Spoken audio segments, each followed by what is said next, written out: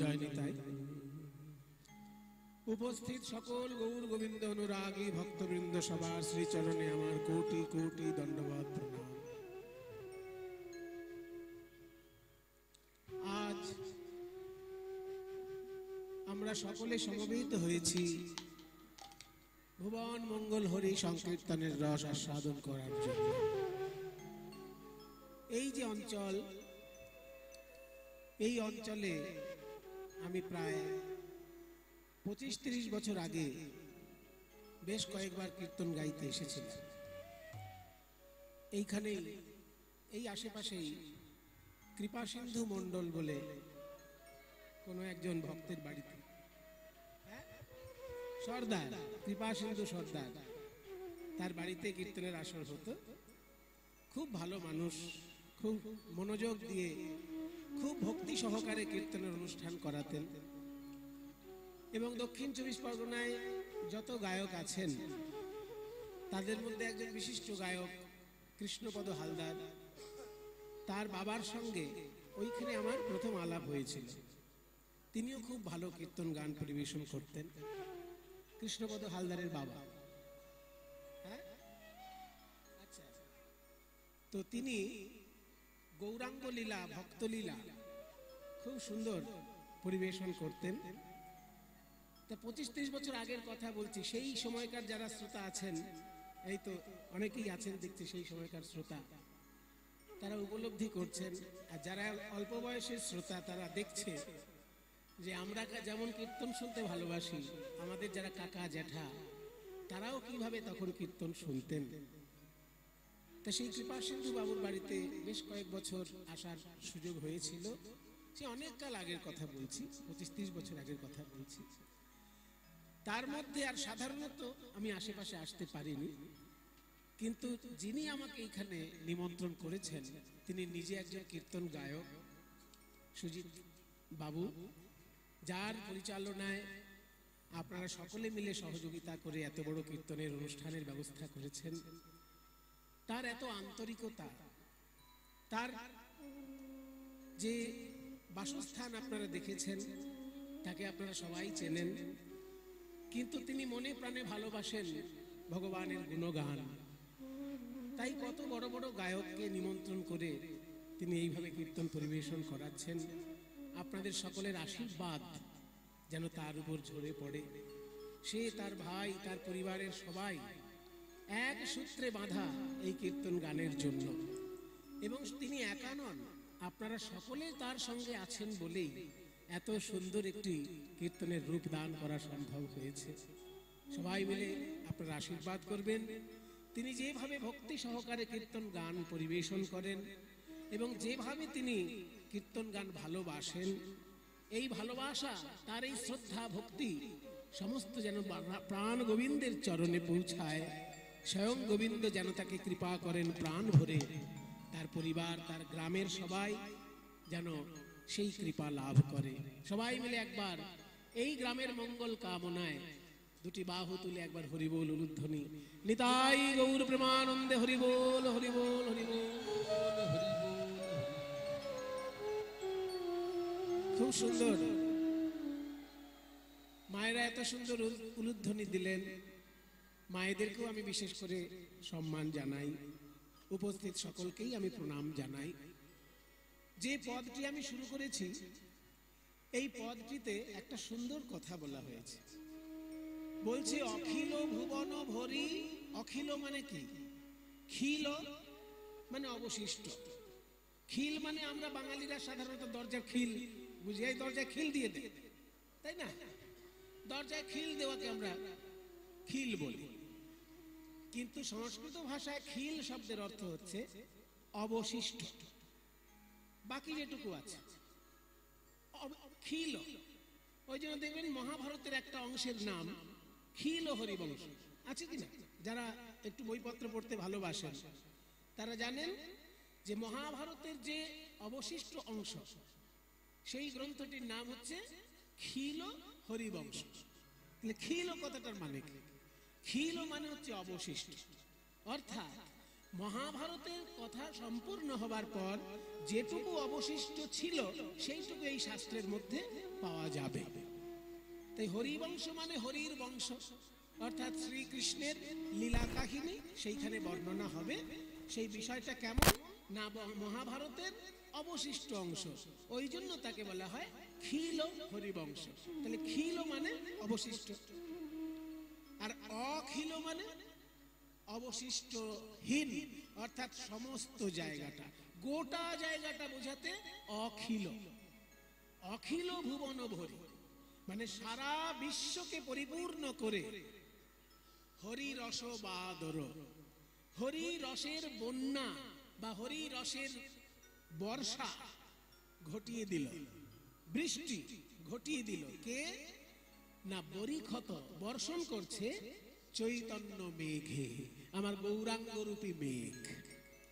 আমার গৌরাঙ্গ রূপী মেঘ নবদ্বীপের সৌভাগ্য আকাশে উদিত হয়ে হরি রসের বন্যা ঘটিয়ে দিল। এমন ভাবে বন্যা ঘটিয়ে দিল যে কোনো জায়গা বাকি থাকলো না। তাই বলছে অখিল ভুবন, কোনো জায়গা বাকি না, যে এই জায়গায় বন্যা হয়েছে অমুক জায়গায় জল পেল না তা নয়, গোটা জায়গাটা হরিরসের বন্যা দিয়ে ভাসিয়ে দিল। কে না, চৈতন্য মেঘে। গৌরাঙ্গ মহাপ্রভু যেন প্রেমের মেঘ, আর সেই প্রেমের মেঘ থেকে প্রেমের বৃষ্টি এমন ভাবে হলো যে সারা বিশ্ব যেন পরিপূর্ণ হয়ে গেল, থই থই করছে প্রেমে। আকাশে যদি মেঘ ওঠে বাবা, সাধারণ লোকে বিরক্ত হয় যে এই বাবা মেঘলায় ভালো লাগে নাকি, এক্ষুনি জল হবে, কাদা পেছানি হয়ে যাবে, রাস্তায় বেরোবো কি করে, অনেকে বিরক্ত হয় আকাশে মেঘ দেখলে। কিন্তু আকাশে মেঘ দেখলে এক রকমের প্রাণী আছে, তারা খুব আনন্দ পায়। জীবনে যদি সে আকাশে না উড়ে, মেঘ উঠলেই সে আকাশে উঠবে। সে কে? সে হচ্ছে চাতক পাখি। চাতক পাখি সারা বছর অন্য কোনো জল খায় না। আপনি পয়সা দিয়ে কিনে বিসলারি ওয়াটার কিনে খাবেন, দোকানের বোতল ভরা জল আপনি পয়সা দিয়ে কিনে খাবেন, কিন্তু চাতক পাখিকে কি খাওয়াতে পারবেন? আপনি খেতে পারেন পয়সা দিয়ে কেনা বোতলের জল, চাতক পাখিকে লক্ষ টাকা দিয়ে কিনে দিলেও সে বোতলের জল খাবে না। সে আকাশের দিকে তাকিয়ে থাকবে, কখন একবার বৃষ্টি হবে, আমি সেই জল ছাড়া অন্য জল খাই না। তাই গৌরাঙ্গ মহাপ্রভু রূপী মেঘ যখনই আকাশে উদয় হলো, অমনি ভকত চাতক যত, ভক্ত রূপী চাতক পাখি যারা, সেই প্রেম পিবি পিবি অবিরত। ওই ভক্ত চাতক যত, প্রেম পিবি পিবি অবিরত। তারাই অনুক্ষণ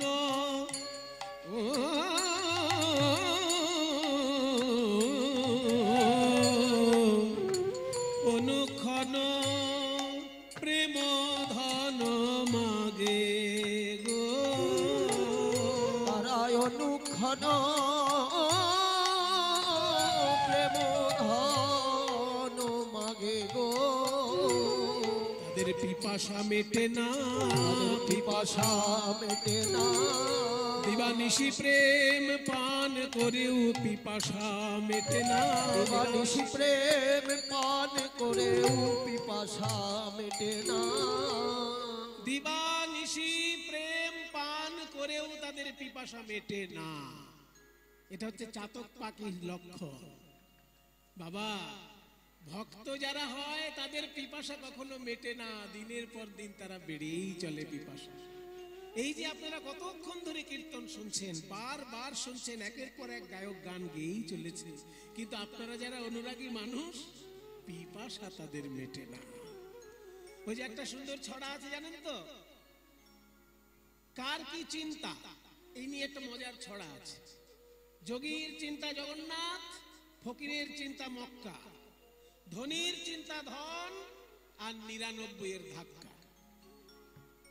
মানে যোগীর চিন্তা জগন্নাথ, যোগী বাবা ভাবে যে আমি কবে একবার রথযাত্রায় গিয়ে জগন্নাথের রথের দড়ি ধরে টানবো, আমার মুক্তি লাভ হবে। কাজে যোগীর চিন্তা জগন্নাথ। আর ফকিরের চিন্তা, ফকির বাবা ভাবে যে লোকে যদি আমাকে 1 টাকা ভিক্ষা দেয়, আমি 8 আনা খাবো আর 8 আনা জমিয়ে রাখবো। যদি 10 টাকা ভিক্ষা দেয়, আমি 5 টাকা খাবো, 5 টাকা জমিয়ে রাখবো। কেন না, জীবনে একবার অন্তত আমাকে হজ করার জন্য মক্কায় যেতে হবে। তাহলে ফকির বাবা সারা বছর ভিক্ষা করছে, কিন্তু তার চিন্তা কবে একবার জীবনে মক্কায় যাব। তাহলে যোগীর চিন্তা জগন্নাথ, ফকিরের চিন্তা মক্কা, আর ধনীর চিন্তা ধন। যে দেখবেন খুব টাকা পয়সা ভালোবাসে আর অন্য কিছু ভালোবাসে না। কিছু কিছু মানুষ আছেন যারা টাকা পয়সাও ভালোবাসেন, অন্য কিছুও ভালোবাসেন, কিন্তু এমন কিছু লোক আছে টাকা পয়সা ছাড়া অন্য কিছুই ভালোবাসে না। তাদের অবস্থাটা কি হয়? তাদের অবস্থাটা হয় ধনীর চিন্তা ধন আর 99 এর ধাক্কা। মানে ধনী লোকের 99তেই সারা জীবন আটকে থাকে, তাদের 99 কোনোদিন 100 হয় না। মানে কোন ধনী লোক যদি 1 কোটি টাকা জমায়, সে ভাবে 1 কোটি টাকা আবার একটা টাকা হলো, ওটা 10 কোটি হলে ভালো হয়। যেই 10 কোটি হলো, 10 কোটিটা কি হবে, যা দাম বাড়ছে জিনিসের, ওটা 100 কোটি হলে ভালো হয়। তার মানে তার 1 কোটিতেও অভাব, 10 কোটিতেও অভাব, 100 কোটিতেও অভাব। তার মানে তার 99 কোনোদিন 100 হচ্ছে না।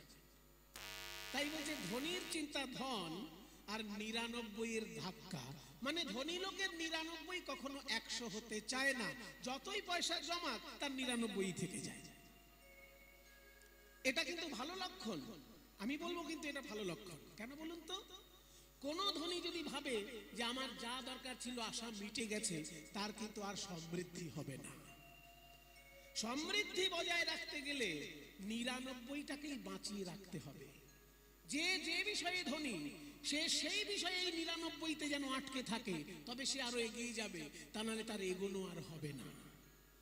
যে মনে করুন ভক্তি ধনে ধনী, তারও কিন্তু 99 কোনোদিন 100 হতে চায় না। এই যে আপনাদের মতন কীর্তন অনুরাগী মানুষ যারা, তারা কখনো কি বলেন যে অনেক কীর্তন শুনেছি আর শুনবো না? যতই আপনারা কীর্তন শুনুন না কেন, আপনাদের ভিতরে ওই স্পৃহা কখনো কমে যায় না। কারণ ধনী লোকের ধন যেমন 99তে 100 হয় না, তেমনি প্রেম ধনে ধনী যারা, তাদেরও 99 কোনোদিন 100 হয় না। দেখবেন যারা ভক্ত প্রতি বছর একবার করে বৃন্দাবন যাচ্ছে, এবার আপনি বলবেন তাকে, ও দাদা আপনি তো প্রত্যেক বছর বৃন্দাবন যান, সামনের বছরটা না গেলে হবে না? বলে না ভাই, সামনের বছরও আমাকে যেতে হবে। তারপরের বছর? বলে তারপরের বছরও আমি যাব। তার মানে কি, সে ভক্তি ধনে ধনী, তার ভক্তিটা 99 হয়ে গেছে, কোনোদিন তার 100 হবে না। কারণ সে ভক্তিতে এত আনন্দ পেয়েছে যে সে থামতে শিখেনি, সে শুধু এগিয়ে যেতে শিখেছে। তাই প্রেম ধনে ধনী যারা, তাদেরও 99 কখনো 100 হয় না। দিন রাত গৌরাঙ্গ মেঘ থেকে তারা প্রেম সুধা পান করছে, তবু পিপাসা তাদের মিটছে না, পিপাসা তাদের মিটছে না। আমার গৌরাঙ্গ মেঘের জন্মদিনটা কবে? উমা জন্মদিন দোল পূর্ণিমা। সবাই যেদিনকে রং খেলে, সেদিন গৌরাঙ্গ মহাপ্রভু জন্ম নিয়েছেন। কেন না, রং ধরানোর জন্য তিনি এসেছেন। কোন রং? ভক্তির রঙে সকলকে রাঙাবেন বলে তিনি রঙের পূর্ণিমাটা বেছে নিয়েছেন। মানুষের মন বর্ণহীন হয়ে গেছিল সংসারের চাপে পড়ে, কলিযুগের জ্বালায় যন্ত্রণায়, সংসারের বিভীষিকায় প্রত্যেকটি মানুষের মন একেবারে রং শুকিয়ে ফ্যাকাশে হয়ে গেছে। সেই ফ্যাকাশে জীবনটাকে বর্ণে বর্ণে রঞ্জিত করার জন্য ওই রঙের পূর্ণিমার দিন গৌরাঙ্গ মহাপ্রভু এলেন। ফাল্গুনী পূর্ণিমার তিথি, মেঘের জন্ম তিথি। ওই ফাল্গুনী পূর্ণিমার তিথি, মেঘের জন্ম তিথি। পূর্ণিমার দিনে কেন গৌরাঙ্গ জন্মালেন? আগের দিনটাতেও জন্মাতে পারতেন, পরের দিনটাতেও জন্মাতে পারতেন, ঠিক পূর্ণিমাটাই বেছে নিলেন কেন? একটা ছোট্ট হিসেব আপনারা মনে রাখুন মায়েরা, শ্রীকৃষ্ণের জন্মদিন কবে? সবার জানা আছে, তবু বলছি, শ্রীকৃষ্ণের জন্মদিন কবে গো? জন্মাষ্টমী বলে দিলে তো একটা জেনারেল কথা বলা হয়ে গেল। কোন মাসের অষ্টমী? হ্যাঁ, ভাদ্র মাসের কৃষ্ণপক্ষের অষ্টমীতে শ্রীকৃষ্ণের জন্ম। আবার ভাদ্র মাসের এই শুক্লপক্ষের অষ্টমীতে রাধারানীর জন্ম। শ্রীকৃষ্ণের জন্ম অষ্টমী, রাধারানীর জন্ম অষ্টমী। 8 আর 8-এ দুটো অষ্টমী মিলে 16 কলায় পরিপূর্ণ চাঁদ। চাঁদ উদিত হয় পূর্ণিমার দিনে। বলে 8 আর 8 তো 16 হয়, কিন্তু পূর্ণিমার তিথিটা তো 15। অমাবস্যার পরের দিন থেকে চাঁদের তিথি গণনা হয়। তাহলে অমাবস্যার পরের দিন যে চাঁদ উঠলো প্রথম, যদিও সেই চাঁদটা দেখা যায় না, কিন্তু তিথি ধরা হয়। অমাবস্যার পরের দিনটা প্রথম চাঁদের উদয় হয়, কিন্তু সেই চাঁদ দেখা যায় না চোখে, এতই সরু চাঁদ ওঠে যে দেখা যায় না। সেই তিথিটাকে বলা হয় প্রতিপদ। দ্বিতীয় দিনটাকে বলা হয় দ্বিতীয়া, তৃতীয় দিনটাকে বলা হয় তৃতীয়া, চতুর্থী, পঞ্চমী, ষষ্ঠী, সপ্তমী, অষ্টমী, নবমী, একাদশী, দ্বাদশী, ত্রয়োদশী, চতুর্দশী পূর্ণিমা। অমাবস্যার পরের দিন থেকে 15টা দিন ধরে যে পূর্ণিমায় পরিপূর্ণ চাঁদ হয়, এটা কিন্তু পুরোটা পরিপূর্ণ নয়। আকাশের চাঁদ যেটা আমরা দেখি সেটা 15 কলায় পরিপূর্ণ। আমরা কোনোদিনই 16 কলায় পরিপূর্ণ চাঁদ দেখতে পাই না। আকাশে থাকে 15 কলায় পরিপূর্ণ চাঁদ, আর সরু 1 কলা চাঁদ থাকে শিব ঠাকুরের মাথায়। ওইটা হচ্ছে চাঁদের অবশিষ্ট অংশটা, যে অংশটা আপনারা শিব ঠাকুরের মাথায় দেখতে পারবেন। ওই এক খালি সরু চাঁদ, ওই চাঁদটা নিয়ে আকাশের চাঁদের সঙ্গে যদি যুক্ত করা যেত কখনো, তবে পরিপূর্ণ 16 কলায় পরিপূর্ণ চাঁদ। আমরা বলি 16 কলায় পরিপূর্ণ চাঁদ, কিন্তু চোখে আমরা কোনোদিন 16 কলায় পরিপূর্ণ চাঁদ দেখতে পাই না। চোখে আমরা যেটা দেখি সেটা 15 কলায় পরিপূর্ণ চাঁদ, আর 1 কলা চাঁদ রয়েছে শিব ঠাকুরের মাথায়। কিন্তু গৌরাঙ্গ মহাপ্রভু যেহেতু রাধা কৃষ্ণের মিলিত তনু, তাই কৃষ্ণের জন্ম অষ্টমী তিথিতে, রাধারানীর জন্ম অষ্টমী তিথিতে, রাধা কৃষ্ণের মিলিত তনু, তাই পূর্ণিমা তিথিতে গৌরাঙ্গ মহাপ্রভু পরিপূর্ণ চাঁদ। ফাল্গুনী পূর্ণিমার তিথি মেঘের জন্ম তিথি, ওই ফাল্গুনী পূর্ণিমার তিথি মেঘের জন্ম তিথি। সেই মেঘে করল বাদর গো, সেই মেঘে গড়ল বাদর গো। বন্যা হলে একটা কি হয় বলুন তো? এই যে আমরা যেখানে দাঁড়িয়ে কীর্তন গাইছি, এটা উঁচু জায়গা, 4 ফুট মতো উঁচু হবে কিনা? আর আপনারা যেখানে কীর্তন শুনছেন নিচু জায়গায়, তাহলে এটা উঁচু, ওই আসনটা নিচু। কিন্তু এখানে যদি এক্ষুনি বন্যা হয়, 20 ফুট জল উঠে যায়, তখন কে উঁচুতে আছে আর কে নিচুতে আছে বোঝা যাবে? সব সমান হয়ে যাবে কিনা? তখন এখানে যে থাকবে সেও জলের তলায়, আর ওইখানে যে বসবে সেও জলের তলায়। ঠিক তেমনি গৌরাঙ্গ মহাপ্রভু আসার আগে আমাদের দেশে উঁচু নিচু সমাজ ব্যবস্থা ছিল। ব্রাহ্মণ মানে সে উঁচুতে, কায়স্থ মানে সে মাঝারি জায়গায়, ক্ষত্রিয় বৈশ্য মানে তারাও মাঝারি জায়গায়, শূদ্র মানে সে নিচুতে। এই যে ব্রাহ্মণ উঁচুতে, কায়স্থ মাঝখানে, আর শূদ্র নিচুতে, এই যে উঁচু নিচু বিভাগ, এটা ছিল কখন ছিল? চৈতন্যদেব আসার আগে ছিল। কিন্তু যখনই চৈতন্য মহাপ্রভু এলেন, এমন একটা প্রেমের বন্যা নিয়ে আসলেন, কে যে উঁচুতে আর কে যে নিচুতে বোঝার আর কোনো উপায় নেই। ব্রাহ্মণ চণ্ডালকে বুকে জড়িয়ে ধরিয়ে কৃষ্ণ বলে কাঁদছে, চণ্ডাল ব্রাহ্মণকে বুকে জড়িয়ে ধরে কৃষ্ণ বলে কাঁদছে। তার প্রমাণ হরিদাস ঠাকুর, মুসলমানের ছেলে হরিদাস ঠাকুর, কিন্তু মহাপ্রভু তাকে কোলে করে নিয়ে নিজে হাতে সমাধি দিয়েছেন। আরো প্রমাণ উদ্ধারণ দত্ত ঠাকুর। উদ্ধারণ দত্ত, তখনকার দিনে দত্ত পরিবার ছিল অচ্ছুত, ব্রাহ্মণ তাদের বাড়িতে জলস্পর্শ করত না। সেই অচ্ছুত দত্ত পরিবারের ঘরে গিয়ে নিতাই চাঁদ কি বললেন? আজ থেকে আমার রান্না এই উদ্ধারণ দত্ত করবে, ওর হাতের রান্নাই আমি গোবিন্দের প্রসাদ হিসেবে গ্রহণ করব। তাহলে দেখুন, নিচু জাতিতে উদ্ধারণ দত্ত, আর নিত্যানন্দ প্রভু হচ্ছেন ব্রাহ্মণ, কিন্তু সব একাকার করে দিল মহাপ্রভুর প্রেম বন্যায়। তাই পদকর্তা বলছে, উঁচা নিচা যত ছিল প্রেম জলে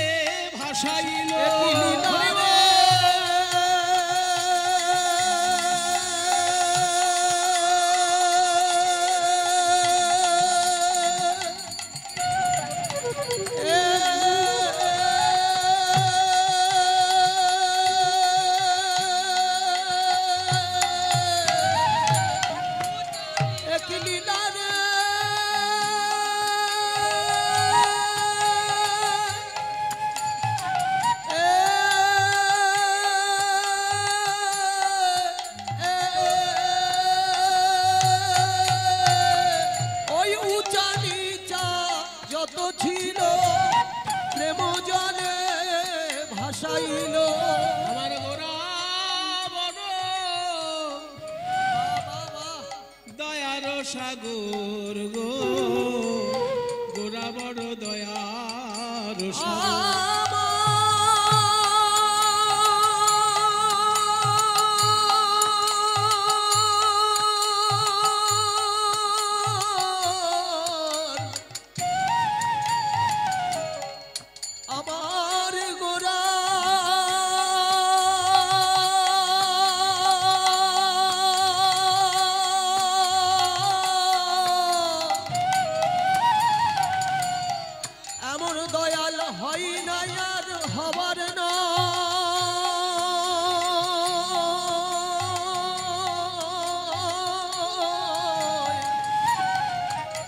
তোমরা বিচার করে দেখতে পারো গোরা বড় দয়ার সাগর। প্রত্যেকটি জিনিসের একটা নিজস্ব ধর্ম আছে বাবা। যারা বিজ্ঞান পড়েছেন, ফিজিক্স, কেমিস্ট্রি, জীবন বিজ্ঞান, বিজ্ঞান যারা পড়েছেন তারা জানেন তরল পদার্থের একটা ধর্ম আছে, কঠিন পদার্থের একটা ধর্ম আছে, গ্যাসীয় পদার্থের একটা ধর্ম আছে। তরল পদার্থের ধর্ম কি? তরল পদার্থের সাধারণ ধর্ম কি? যারা বিজ্ঞান পড়েছে তাদেরই জানা আছে, এখনো তো মনে পড়ছে না। পড়েছেন আপনারা সবাই, কারণ মাধ্যমিকে তো পড়েছেন, আমিও পড়েছি।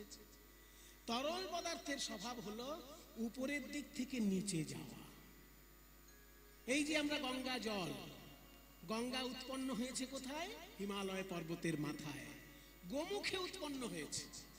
গোমুখ থেকে গঙ্গোত্রী হয়ে, হরিদ্বার হয়ে, এলাহাবাদ হয়ে, বেনারস হয়ে, বিহারের উপর দিয়ে তবে আমাদের বাংলায় গঙ্গা আসছে।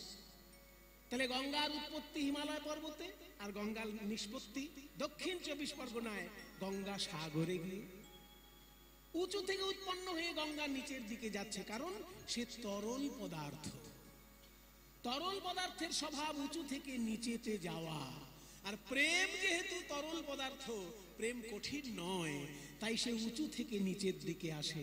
যারা অহংকার অভিমানের মঞ্চ ত্যাগ করে নিচে নামতে পেরেছে, তাদের হৃদয়ে প্রেম এসে জমাট বাঁধে।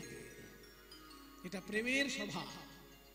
কিন্তু বাবা, কিছু কিছু লোকের এমন স্বভাব আছে, হাজার বোঝানো সত্ত্বেও সে অহংকার ত্যাগ করতে পারে না, অভিমানের মঞ্চ থেকে সে নিচে নামতে পারে না। তাহলে তারা কি কোনোদিনই প্রেম পাবে না?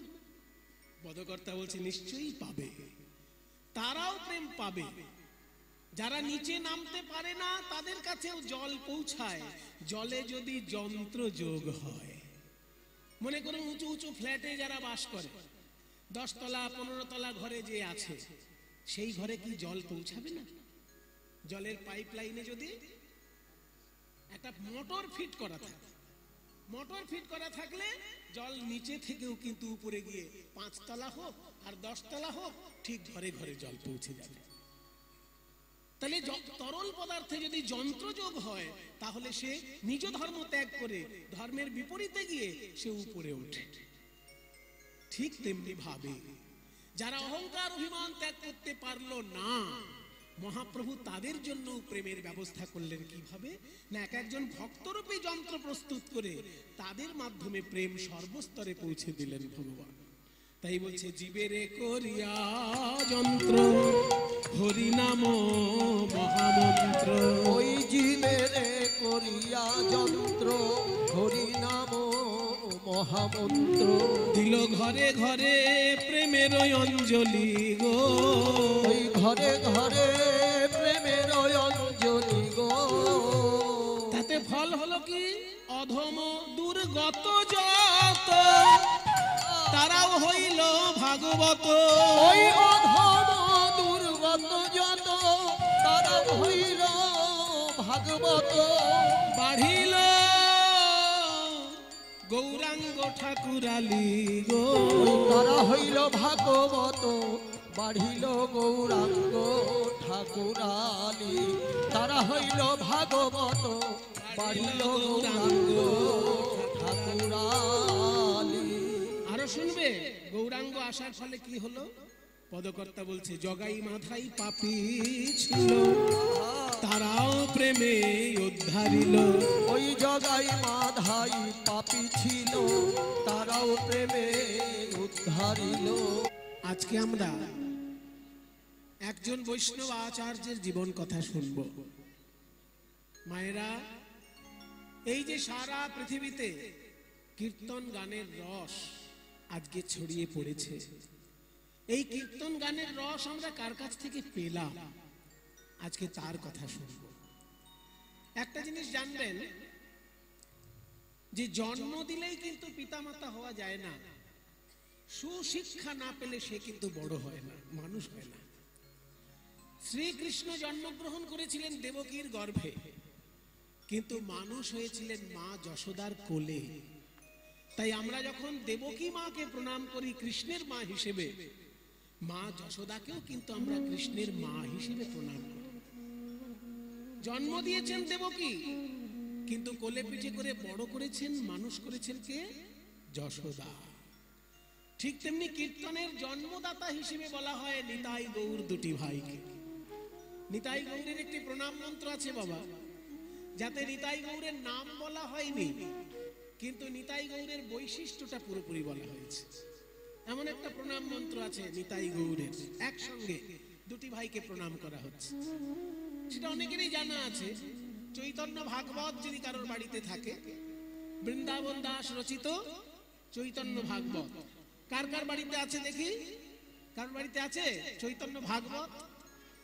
চৈতন্য চরিতামৃত বলছি না, কিন্তু চৈতন্য চরিতামৃত অত্যন্ত জনপ্রিয় গ্রন্থ, অনেক ভক্তের বাড়িতেই থাকে, কিন্তু চৈতন্য ভাগবত আবার সব ভক্তের বাড়িতে থাকে না।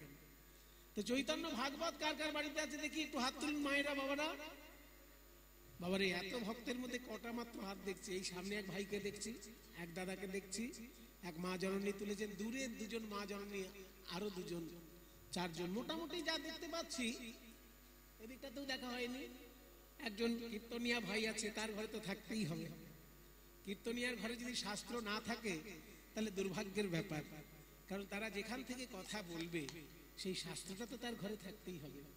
ঠিক আছে, মোটামুটি আমি যতদূর দেখতে পেলাম এখান থেকে 10 জনের বেশি হাত আমি পাইনি, কিন্তু লোক সংখ্যা এখানে যা দেখছি কয়েক হাজার মানুষ আমি দেখছি।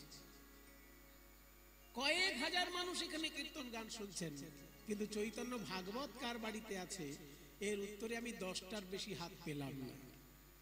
দুঃখের কিছু নেই, কিন্তু আমি আশা করতেই পারি যে আজকে বাড়ি যাবার পর অনেকেই বাড়িতে পরে চৈতন্য ভাগবত কিনবেন এবং পড়বেন। কারণ চৈতন্য ভাগবত চৈতন্য চরিতামৃতের থেকেও বেশি প্রামাণ্য।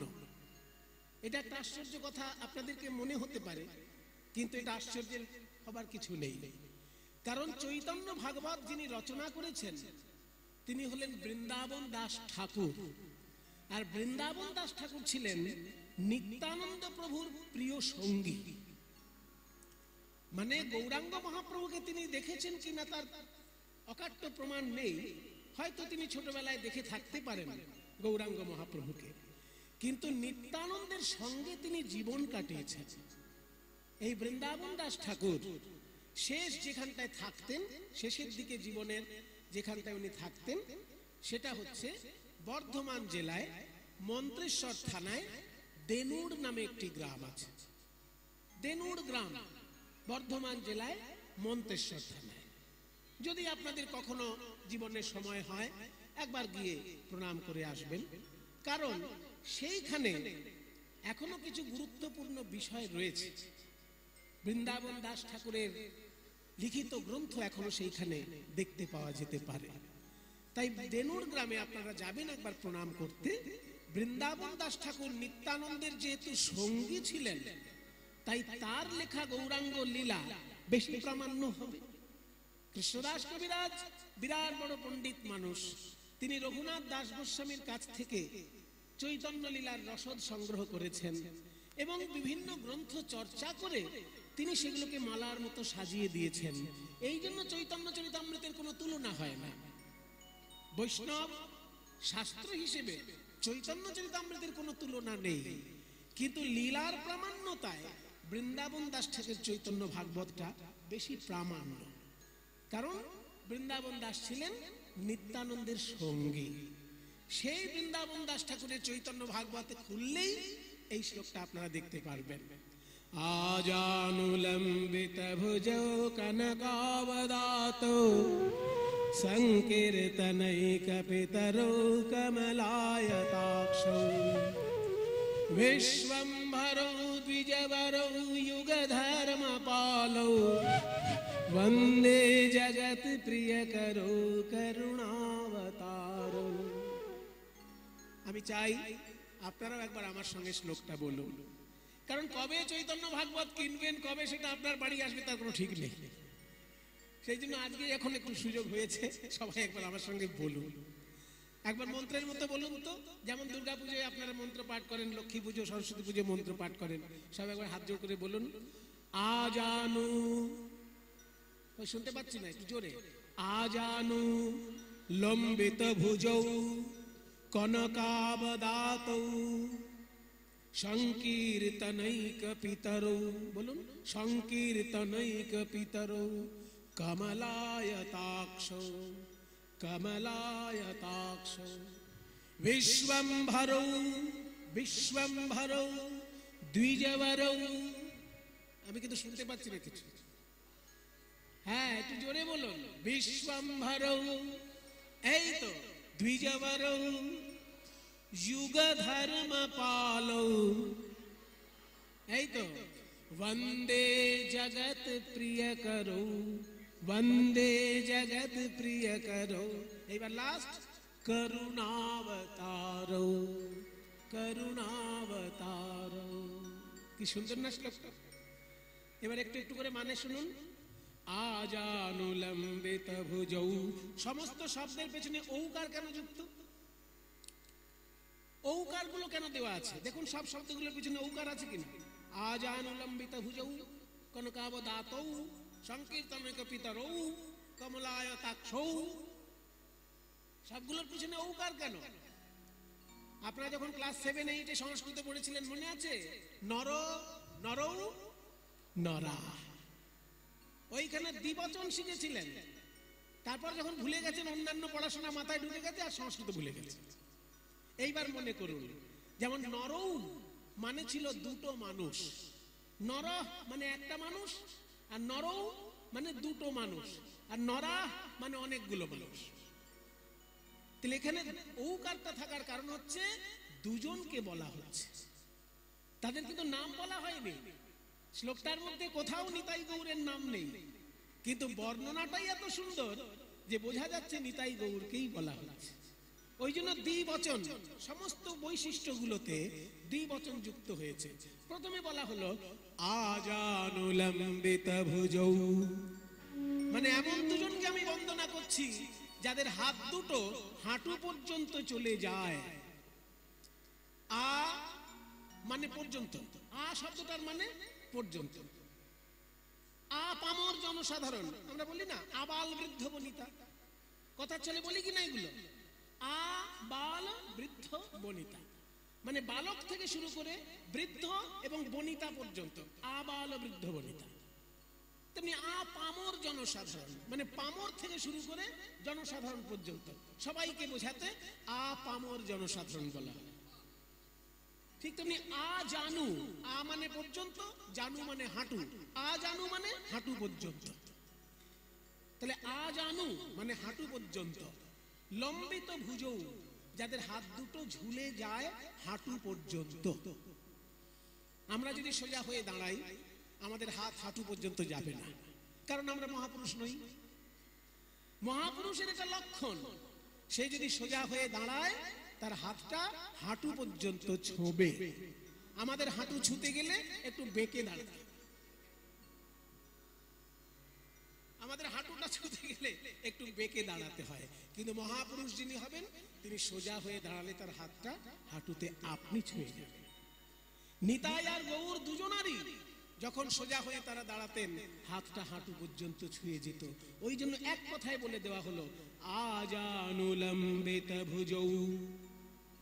ওকার মানে দ্বিবচন, নিতাই গৌর দুজনকেই বলা হচ্ছে। তারপর কি বলা হলো? কনকাবদাতৌ, সোনার মতো তাদের গায়ের রং। কনক মানে সোনা, কনকাবদাতৌ মানে দুজনারই সোনার মতো গায়ের রং। সংকীর্তনৈক পিতরৌ, সংকীর্তন এক পিতরৌ, সন্ধি করলে সংকীর্তনৈক পিতরৌ মানে সংকীর্তনের একমাত্র তারা পিতা এবং মাতা। পিতরৌ মানে দুজন পিতা বলা হয় না, এটা সংস্কৃত ভাষার মজা। যখনই পিতরৌ কথাটা হবে ধরে নিতে হবে যে পিতা এবং মাতা দুজনকে একসঙ্গে বলা হচ্ছে। কাজেই সংকীর্তনৈক পিতরৌ মানে নিতাই আর গৌর হচ্ছেন সংকীর্তনের পিতা এবং মাতা। সংকীর্তনৈক পিতরৌ কমলায়তাক্ষৌ, কমলায়তাক্ষৌ, কমল মানে পদ্ম ফুল, আয়ত মানে বিস্তীর্ণ, পদ্ম ফুলের মতো বিস্তীর্ণ দুটি অক্ষি, অক্ষি মানে চোখ। নিতাই গৌরের দুজনের চোখ দুটো এত সুন্দর বিস্তীর্ণ যেন পদ্ম ফুলের পাপড়ির মতো দেখাচ্ছে। কমলায়তাক্ষৌ। এবার কি বলা হচ্ছে? বিশ্বম্ভরৌ। আমরা জানি গৌরাঙ্গ মহাপ্রভুর একটা নাম বিশ্বম্ভর, কিন্তু এই শব্দটা নাম হিসেবে প্রয়োগ না করে বিশেষণ হিসেবে প্রয়োগ করা হচ্ছে। এখানটায় বিশ্বম্ভর মানে গৌরাঙ্গের নামটা বলা হচ্ছে না, এখানে বিশ্বম্ভর মানে তাদের বিশেষণ বলা হচ্ছে। নিতাইও বিশ্বম্ভর, গৌর বিশ্বম্ভর। বিশ্বম্ভর মানে কি না বিশ্বের ভরণ পোষণ করার মতন ক্ষমতা তাদের আছে। তারা বিশ্বের ভরণ পোষণ করার জন্য এসেছে। ভরণ পোষণ খাইয়ে পরিয়ে যে বড় করতে পারে তাকে বলে, বিশ্বকে যে খাইয়ে পরিয়ে বড় করতে পারে বিশ্বকে, তাকে বলা হবে বিশ্বম্ভর। আমার নিতাই আর গৌর আমাদেরকে খাইয়ে পরিয়ে বড় করছেন। কই খাওয়াচ্ছেন? কই আমাকে ভাত খাওয়াচ্ছেন না চাটনি খাওয়াচ্ছেন? ভাত রুটি তরকারি নয়, আমার আধ্যাত্মিক খাবার দিচ্ছেন। আমি তো শুধু একটা পশু নই যদি শুধু খেলেই আমার পেট ভরবে, আমি একটা মানুষ, আমার ভিতর আধ্যাত্মিক ক্ষুধা আছে, সেই আধ্যাত্মিক ক্ষুধা দূর করছেন নিতাই গৌর। তাই নিতাই গৌর হচ্ছেন আমার ভরণ পোষণকারী। আমি একটা মানুষ, আমার পেটে খাবার যেমন দরকার তেমনি আমার বুদ্ধিতেও খাবার দরকার, তেমনি আমার হৃদয়েও খাবার দরকার। বুদ্ধির খাবারের জন্য যুক্তিশাস্ত্র আর হৃদয়ের খাবারের জন্য সাহিত্য শাস্ত্র, দুটো খাবার আলাদা। বুদ্ধির খাবারের জন্য যুক্তিশাস্ত্র আর হৃদয়ের খাবারের জন্য সাহিত্য সঙ্গীত, এগুলো হৃদয়ের খাবার। তাই আমাকে খাইয়ে পরিয়ে মানুষ করার জন্য নিতাই গৌর এসেছেন। ওই জন্য বলা হচ্ছে বিশ্বম্ভরৌ, বিশ্বের ভরণ পোষণকারী দুটি ভাই। বিশ্বম্ভরৌ আবার দ্বিজবরৌ। দ্বিজ, একদিকে দ্বিজ মানে ব্রাহ্মণ, দ্বিজ মানে দুবার জন্ম যার। ব্রাহ্মণের দুবার জন্ম ধরা হয় কেন না তার পৈতে হয়, যেহেতু পৈতে যারই হবে তাকেই দুবার জন্ম ধরা হবে। পৈতে শুধু কিন্তু ব্রাহ্মণের হয় না। কিছু কিছু ভুল ধারণা সাধারণ মানুষের মধ্যে রয়ে গেছে। তারা ব্রাহ্মণ থেকে শূদ্রকে অনেকটা দূরে করে দেয়, ভেদাভেদ তৈরি করে দেয়। কিছু কিছু মানুষ আছে যে আজকাল ব্রাহ্মণদের বিরুদ্ধে যা খুশি তাই বলে, আর ব্রাহ্মণরা যেহেতু নিজের কাজকর্ম নিয়ে ব্যস্ত থাকেন সেই জন্য সেগুলো নিয়ে মাথা ঘামান না। কিন্তু দেখুন, দ্বিজ শব্দের অর্থ শুধু ব্রাহ্মণ নয়। দ্বিজ শব্দতে ব্রাহ্মণকেও বোঝাবে, ক্ষত্রিয়কেও বোঝাবে, বৈশ্যকেও বোঝাবে। যারই পৈতে হয় তাকেই দ্বিজ বলা হয়। আর পৈতে শুধু ব্রাহ্মণের হয় না, ব্রাহ্মণেরও হয়, ক্ষত্রিয়েরও হয়, আর বৈশ্যেরও হয়। শূদ্রের হতো না কিন্তু এখন হয়। যারা যারা গৌড়ীয় মঠে দীক্ষা নেন, যারা যারা ইসকনে দীক্ষা নেন দেখুন তাদের পৈতে হয় কিনা। এখানে আছেন কেউ ইসকনের শিষ্য, হয় কিনা? তাহলে ইসকনে যারা শিষ্য দীক্ষা নেন সে সূত্র হলেও তার কাঁধে পৈতে দেওয়া হয়। গৌড়ীয় মঠে যারা দীক্ষা নেন সূত্র হলেও তার কাঁধে পৈতে দেওয়া হয়। তাহলে হয় না, এটা কে বলেছে? তোরা আগে ভালো করে জান, তারপর নিন্দে কর। বিষয়টা পুরোপুরি জানবি তবে তো কথা বলবি। এককালে এমন ছিল যে ব্রাহ্মণ ছাড়া আমরা কারো কাঁধে পৈতে দেখি না। তার কারণ পশ্চিমবঙ্গে ক্ষত্রিয় আর বৈশ্যের সংখ্যা কম। পশ্চিমবঙ্গে যতটুকু আছে ব্রাহ্মণ আছে, কায়স্থ আছে আর শূদ্র আছে। ক্ষত্রিয় আর বৈশ্য পশ্চিমবঙ্গে খুব কম আছে। ওই জন্য আমরা ব্রাহ্মণ ছাড়া কারোর কাঁধে পৈতে দেখতে পাই। কিন্তু আপনি যদি রাজস্থানে যান, আপনি যদি উত্তরপ্রদেশে যান, ব্রাহ্মণ ছাড়াও ক্ষত্রিয়ের কাঁধে পৈতে পাবেন, বৈশ্যের কাঁধে পৈতে পাবেন, শূদ্রের কাঁধে পৈতে হতো না। কিন্তু বৈষ্ণব ধর্ম এমন ভাবে আন্দোলন এনেছে যে শূদ্রের কাঁধেও পৈতে দিয়েছে। গৌড়ীয় মঠ এবং ইসকনে যারা দীক্ষা নেয়, গোপীবল্লভপুরে শ্যামানন্দ প্রভুর পরিবারে যারা দীক্ষা নিয়েছে, তাদেরও শূদ্রের কাঁধে পৈতে দেওয়ার বিধান আছে। তাহলে তাই দুবার যার জন্ম, পৈতে যার হয় তার দুবার জন্ম ধরা হয়। কেন? পৈতে হওয়া মানে শুধু কাঁধে একটা দড়ি ঝুলানো নয়। পৈতে হওয়ার মানে হচ্ছে জ্ঞান অর্জনের সংকল্প গ্রহণ করা। ভালো করে বুঝে নিন। কিছু কিছু পরিবারে পৈতেটা একটা অনুষ্ঠানে দাঁড়িয়ে গেছে, যে পৈতে হলো, ছেলের পৈতে দিলাম আর 100 লোক খাইয়ে দিলাম, ওইখানেই সব শেষ। তা কিন্তু নয়। ছেলেকে বুঝাতে হবে, এই যে তোমার কাঁধে আজ থেকে পৈতে উঠলো, তার মানে কি? তুমি আজ থেকে সংকল্প নিলে যে আমি পড়াশোনা করে মানুষ হব। এই পড়াশোনা করে মানুষ হবার সংকল্পটা নেওয়ার জন্য কাঁধে পৈতে। পড়াশোনা করে মানুষ হবার জন্য সংকল্প নেওয়ার জন্য পৈতে। এই পৈতেতে কয়টি সুতো থাকে?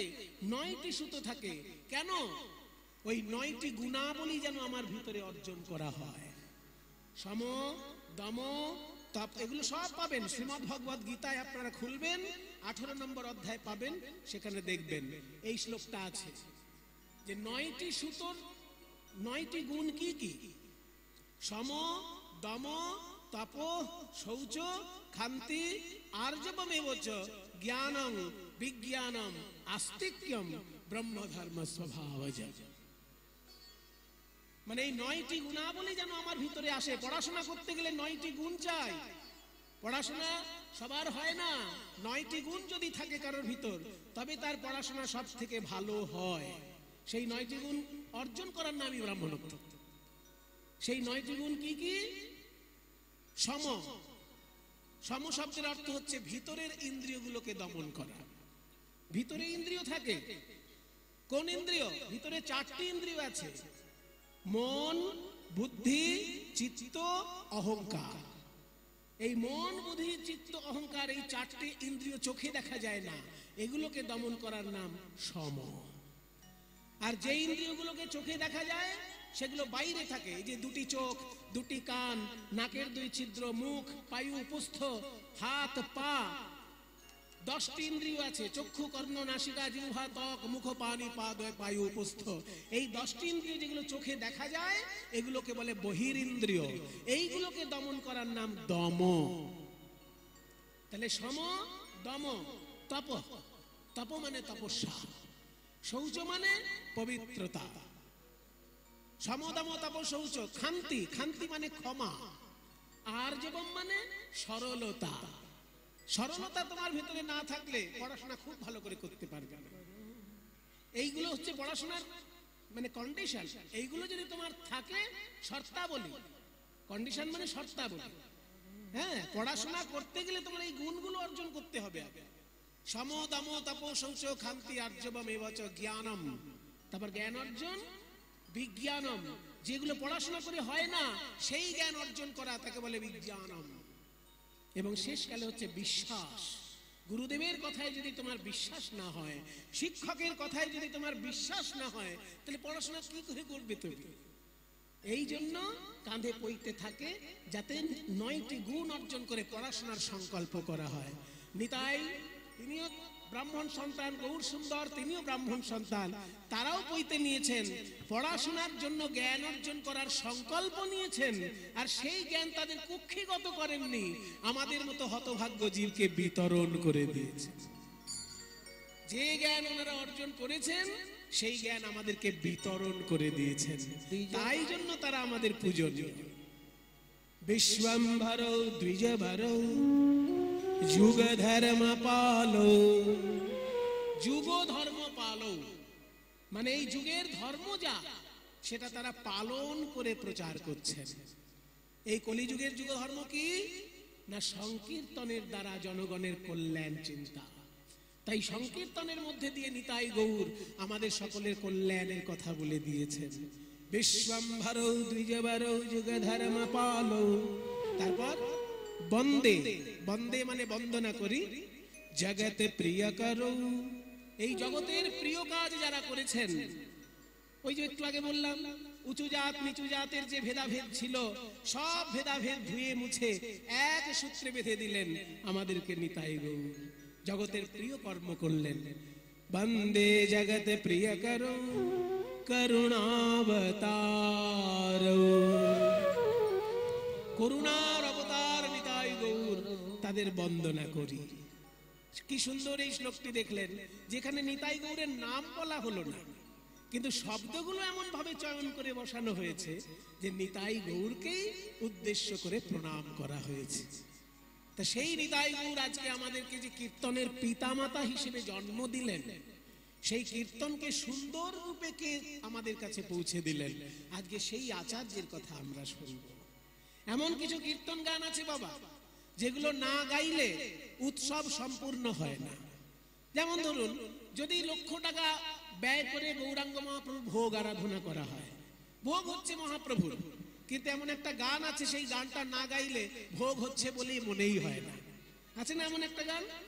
ভজপতি তো ধারণ শ্রী গৌর হরি, ভজপতি তো ধারণ শ্রী গৌর হরি, শ্রী গৌর হরি নবদ্বীপ বিহারী। আহারে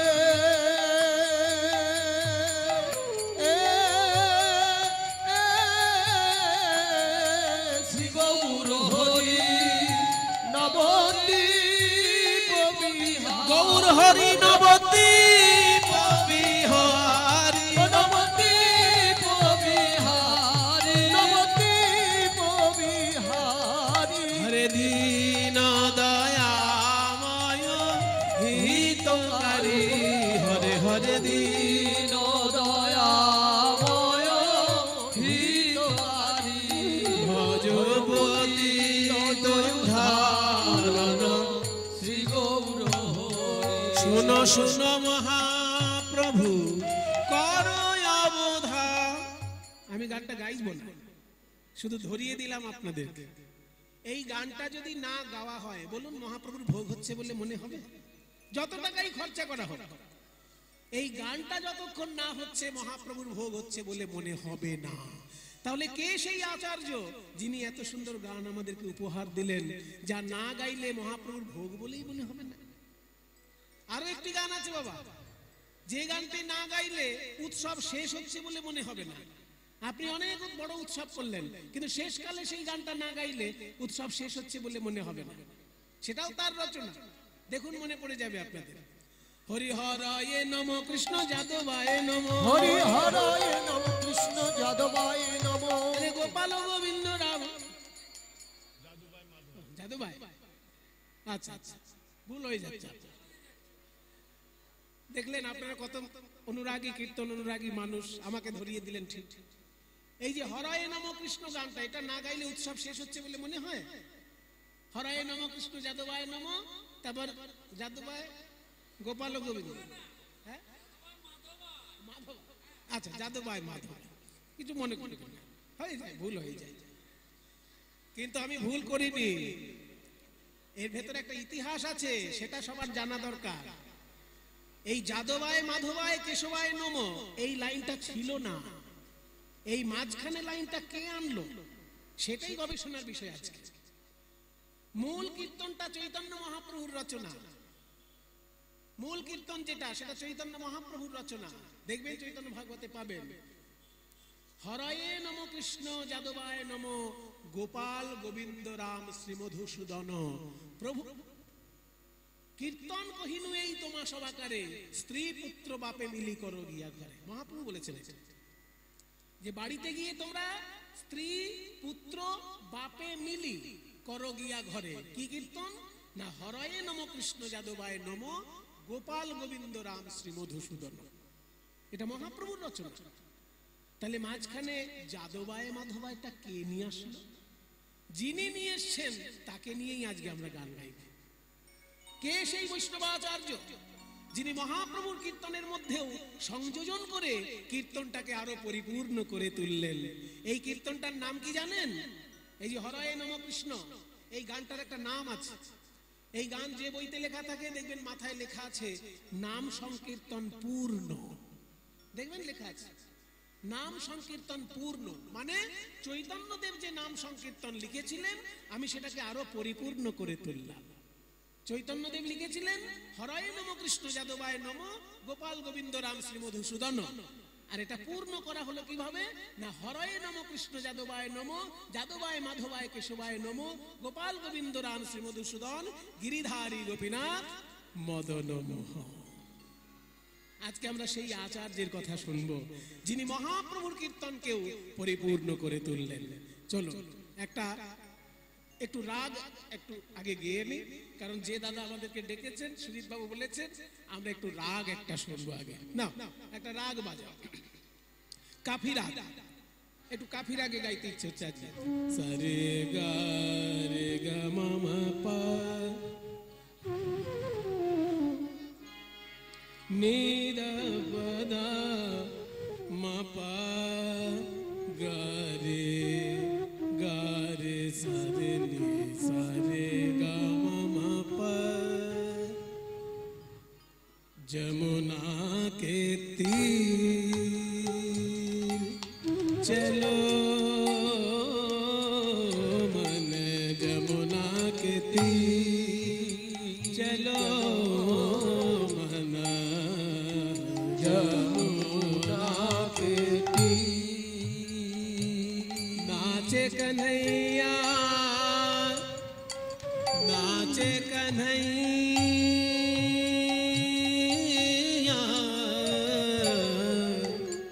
नाचे कन्हैया संग लेके गैया।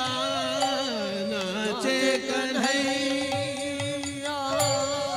संग लेके गैया। कुंडल झलकत हीर कुंडल झलत हीर कुंडल झलकत हीर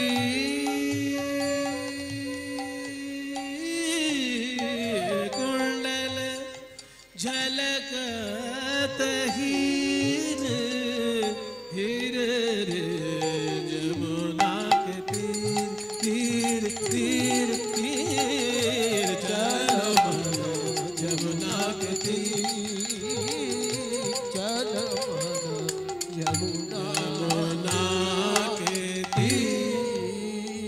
सा सा सा रे रे रे गा गा गा मा मा मा पा मा धा धा पा नी नि धा सा सा नि धा प म ग रे।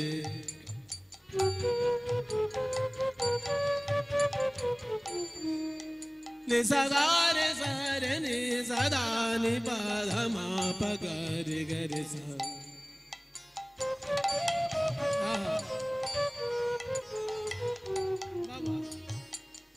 নিসাগারে সারে নে সাদা, দেখুন কি সুন্দর স্বরগুলো একদম সুরে সুরে যাচ্ছে। নে নে নে সা নিসাগারে সারে নে সাদা নি পদামা পগরে গরে সা গরে নে দব মগরে সা।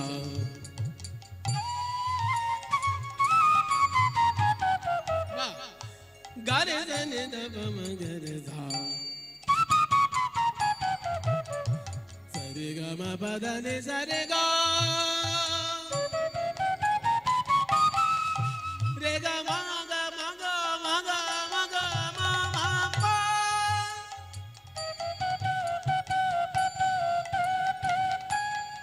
মা পা না মা পা গা রে গারে জানে দব মগরে ধা যমুনা के तीर तीर तीर तीर चलो मन जमुना के तीर तीर तीर तीर चलो मन जमुना के तीर যমুনার তীরে যাবেন বলে মহাপ্রভু বেরিয়েছেন কিন্তু বৃন্দাবন যাবার উদ্দেশ্যে যখন তিনি এসেছিলেন মালদা জেলায় সনাতন গোস্বামীর কথায় তিনি মালদা থেকে আবার ফিরে গেছিলেন পুরীধামে পরবর্তীকালে সেখান থেকে বৃন্দাবনে গিয়েছিলেন গৌরহরি তো যে সময় মালদায় এসেছিলেন মহাপ্রভু সেই সময় পদ্মা নদীর তীরে মহাপ্রভু ভক্তদের সঙ্গে কীর্তন গান গাইছিলেন পদ্মা নদীর তীরে আমার শ্রী গৌরাঙ্গ রায় পদ্মা নদীর তীরে আমার শ্রী গৌরাঙ্গ রায় পদ্মা নদীর তীরে ওই তো পদ্মা নদীর তীরে আমার শ্রী গৌরাঙ্গ রায় ওই পদ্মা নদীর তীরে আমার শ্রী গৌরাঙ্গ রায় ভক্তগণ সঙ্গে করি হরি গুণ গায় ভক্তগণ সঙ্গে করি হরি গুণ গায় হরি বল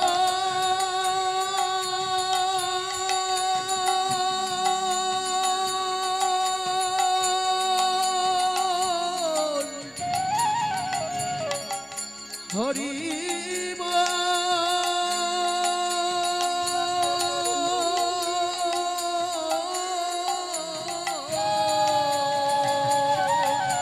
ভক্তগণ সঙ্গে করি হরি গুণ গায় ভক্তগণ সঙ্গে করি হরি গুণ হরিনাম সংকীর্তন জমে উঠেছে পদ্মা নদীর তীরে হঠাৎ মহাপ্রভু একটা অচেনা নামে উচ্চ ঈশ্বরে ডাকতে লাগলেন নরু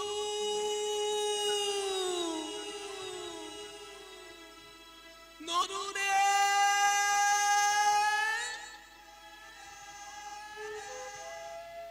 নরু নরু নরু বলি প্রভু ডাকে বারবার নরু নরু বলি প্রভু ডাকে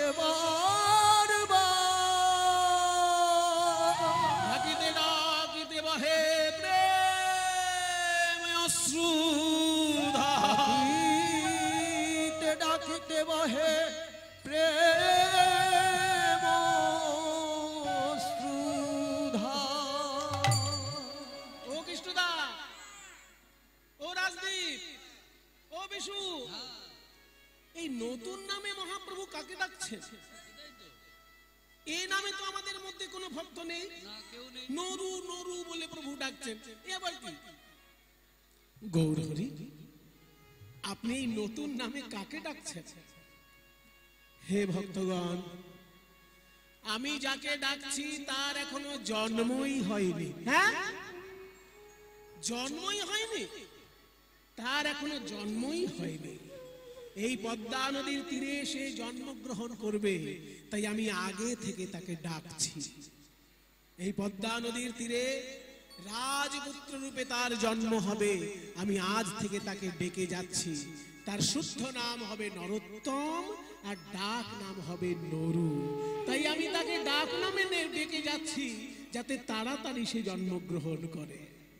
ঠিক আছে তোমাদের সবার স্নান হয়ে গেছে এবার তোমরা নদীর উপরে উঠে যাও আমার একটু ব্যক্তিগত কাজ আছে এই সবাই সরে আয় মহাপ্রভু একা থাকবেন নদী জলে সবাই পদ্মা নদী থেকে উপরে উঠে গেল মহাপ্রভু আমার পদ্মা নদীর জলে নাভি পর্যন্ত দাঁড়িয়ে পদ্মা নদীর সঙ্গে কথা বলছেন মায়েরা মহাপুরুষদের জীবনে এমন কিছু ঘটনা ঘটে যা চোখের সামনে দেখলেও লোকে বিশ্বাস করতে পারে না আজকে মহাপ্রভু পদ্মা নদীর সঙ্গে কথা বলছেন নাভি জলে দাঁড়িয়ে পদ্মা নদীর সঙ্গে কথা বলছেন ওগো পদ্মা নদী এই যে আমি কৃষ্ণ বলে কাঁদছি, আমার এই অশ্রু জল এত সাধারণ চোখের জল নয়, আমার বুকের ভিতরকার জমাট বাঁধা কৃষ্ণ প্রেম বিন্দু বিন্দু রূপে বাইরে আসছে। আর এই কৃষ্ণ প্রেম অশ্রু রূপে আমি তোমার জলে মিশিয়ে দিলাম। তোমাকে আমি এই অশ্রু রূপে আমার হৃদয়ের প্রেম মিশিয়ে দিলাম। যদি কোনোদিন নরোত্তম তোমার এই জলে স্নান করতে আসে, আমার এই প্রেম তুমি তারে দেবে। আমার প্রেম তুমি তারে দেবে। যদি নরোত্তম স্নান করতে আসে, আমার প্রেম তুমি তারে দেবে। যেদিন নরোত্তম স্নান করতে আসবে, আমার প্রেম তুমি তারে দেবে। পদ্মা নদীও মহাপ্রভুকে বলছে, গৌর হরি, আমি তো আর 5টা নদীর মতো একটা নদী। আমার জলে প্রতিদিন হাজার হাজার লোকে স্নান করে। আমি কি করে বুঝবো নরোত্তম দাস কে আর অন্য মানুষ কে? আমি কি করে আলাদা করব নরোত্তম দাসকে? বলে, হ্যাঁ, এটা তো ঠিক কথা। তাই শোনো পদ্মাবতী, নরোত্তমকে আলাদা করে চেনার উপায় তোমাকে বলে দিচ্ছি।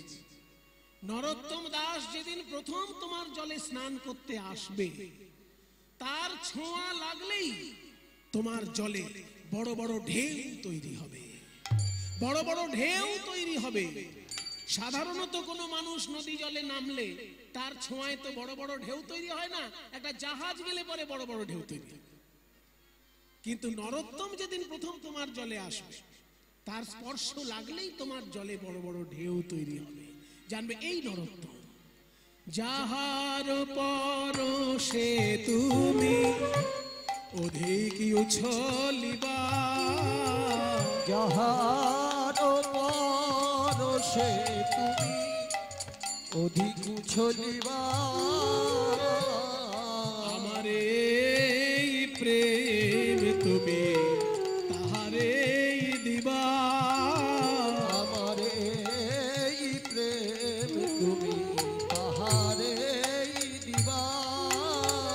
তোমার তরঙ্গ বাড়বে, তোমার তরঙ্গ বাড়বে, নরোত্তমের পরশে তোমার তরঙ্গ বাড়বে।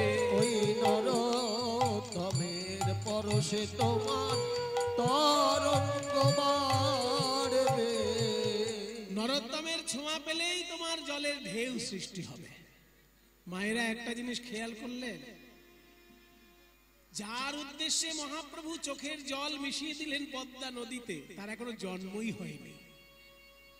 জন্মই হয়নি তার এখনো। কত বড় কৃপা!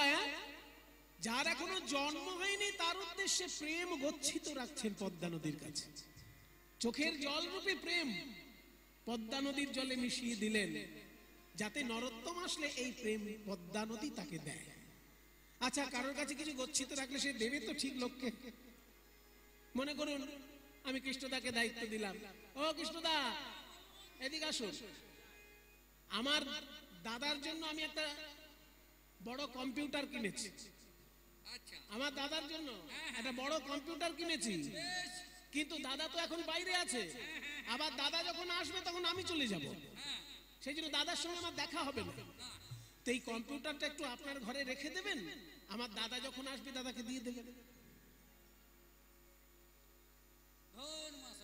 হ্যাঁ, আমার একটা ছোট মতো জায়গা, ছোট ঘর। হ্যাঁ ছোট ঘর, ফুলাই না আমার জিনিসপত্রে। তুমি আবার বলছো কম্পিউটার না কম্পিউটার বলছো। তাহলে কম্পিউটার রাখার জায়গা হবে না? ওই হবে না? দেখুন, উপকার করতে চাইছেন, একটু পাড়ার লোকে উপকার করুন না। আরে বাবা, ঝামেলা পাড়ার লোকের নিয়ে ঝামেলা আমি কত সইব? আমার কথাবার্তাতে নেই বাবু, আমার হবে না। এবার দেখুন, আপনারা দেখুন, ও কৃষ্ণদা যতদিন দাদা না আসছে, আমার দাদা যতদিন না আসবে ততদিন না হয় কম্পিউটারটা আপনি কারেন্টের তার আর ওই ইন্টারনেট কানেকশন জুড়ে দিয়ে নায়ক নায়িকার নাচ গান দেখে নেবেন একটু। বলছো? আরে তোমার দাদা না আসে, একবারে যদি না আসে তাতে আরো ভালো। দেবো, দেবো। রাখতে দেবে তো? তো দেখুন, একটু আগেই রাখতে চাইছিল না, এবার যখনই বললাম যে আপনি ইন্টারনেট কানেকশন জুড়ে নিয়ে নায়ক নায়িকার নাচ দেখবেন, অমনি মনের আনন্দে বলছে হ্যাঁ রেখে যাও, দাদাকে দিয়ে দেবো। তার মানে কি, মানুষ তখনই উপকার করতে চায় যখন সেই উপকারের সঙ্গে নিজের স্বার্থ জড়িয়ে থাকে। পদ্মা নদী মনে মনে ভাবছে কবে নরোত্তম জলে স্নান করতে আসবে তা জানি না, নরোত্তমের এখনো জন্মই হয় নাই, কিন্তু যতদিন নরোত্তম না আসছে ততদিন আমি গৌর প্রেম ধনে ধনী হলাম, প্রেম ধনে ধনী হলাম, আমার নদী জনম ধন্য হলো, প্রেম ধনে ধনী হলাম, আমার নদী জনম ধন্য হলো, গৌর প্রেম লাভ করে নদী জনম ধন্য হলো, গৌর প্রেম লাভ করে আমার নদী জনম ধন্য হলো, প্রেম ধনে ধনী হলাম। নরোত্তম জন্মগ্রহণ করলেন পদ্মা নদীর তীরে, রাজশাহী জেলার রাজপুত্র রূপে। রাজা কৃষ্ণধন দত্ত, মায়ের নাম নারায়ণী দেবী, সেই ঘর আলো করে রাজপুত্র রূপে জন্ম নিলেন নরোত্তম। পদ্মা নদী তীরে আছে খেতুরি গ্রাম, পদ্মা নদীর তীরে আছে খেতুরি গ্রাম, বলি কি অপূর্ব শোভা তার অতি মনোরম, কি অপূর্ব শোভা তার অতি মনোরম। নরোত্তম জন্মিলেন কৃষ্ণধনের ঘরে, নরোত্তম জন্মিলেন কৃষ্ণ ধনের ঘরে, মহাভাগ্যবতী নারায়ণীর উদরে ওই মহাভাগ্যবতী নারায়ণীর উদরে জন্মগ্রহণ করলেন বৈষ্ণবাচার্য নরোত্তম। কিন্তু ছোট্ট ছেলে রাজপুত্র তো, পাড়ার লোকে দেখতে গিয়েছে রাজপুত্রকে। কিছু কিছু লোক থাকে বাবা, কোনো কিছুতেই সে আনন্দ পায় না। তো একজন রাজপুত্রকে দেখতে গেছে, তাকে জিজ্ঞেস করা হচ্ছে, ও কৃষ্ণদা, আপনি তো রাজপুত্রকে দেখতে গেছিলেন, তো রাজপুত্র কেমন হয়েছে বলুন আমাদের। কেমন হয়েছে? আমার মোটেই ভালো লাগে, একবারেই ভালো লাগেনি। রাজপুত্র দেখলেন ভালো, আরে রাজপুত্র কোথায় না, দুধ চেহারা হবে, এখানে মানে চন্দ্রের রেখা থাকবে, চিহ্ন থাকবে, হৃষ্টপুষ্ট চেহারা হবে, আর কত ফর্সা হবে, আর এখানে কাল কালো ছেলে। তা কালো ছেলে হয়েছে বলে আপনার মনটা খারাপ? আরে বাবা শুনুন, সোনার আংটি সোজা হলেও যত টাকা ভরি, বাঁকা হলেও তত টাকাই ভরি। রাজপুত্র সে ফর্সা হোক আর কালো হোক, আনন্দ করুন মশাই। তখন আবার কি উত্তর দিচ্ছে জানেন? বলে তার মানে তুমি বলছো যে নাই মামার থেকে কানা মামাই ভালো। আসলে কিছু কিছু লোক থাকে বিশ্ব নিন্দুক, তাদের কোনোদিন খুশি করতে পারবেন না। একটা গল্প মনে পড়ে গেল, শুনুন। একজন প্রত্যেকটা বিয়ে বাড়িতে যায় আর ভালো ভালো খাবার খায়, খেয়ে আসার সময় নিন্দে করে, এই আজকের চাটনিটা বড্ড টক হয়ে গেছে। আবার কোনদিন বলছে আজকে রসগোল্লাটা বড্ড মিষ্টি দিয়ে ফেলেছে। মানে কিছু না কিছু একটা নিন্দে সে করবেই।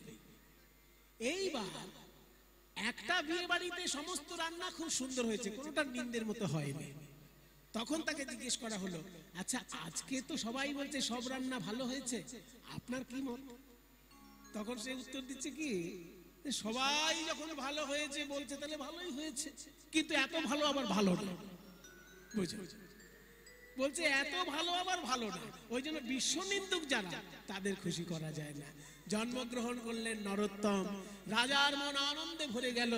ভগবানের উদ্দেশ্যে প্রণাম জানিয়ে প্রার্থনা করতে লাগলেন। আসুন আমরা একটু প্রার্থনা করি সবাই মিলে একটু হাত জোড় করুন, আমরা একটু প্রার্থনা করি ভগবানের চরণে।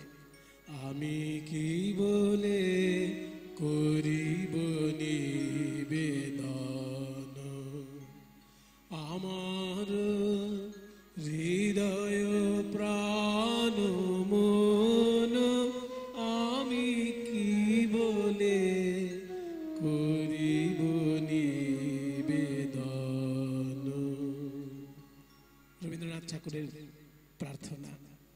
কি অপূর্ব কথাগুলো দেখুন। ভগবানকে যদি দিতে হয় কি দেবে? আমার হৃদয় প্রাণ মন আমি কি বলে করিব নিবেদন, চিত্তে আসি দয়া করি নিজে লহ অপহরে। আমি তো দিতে পারি না, আমি দিতে চাই না।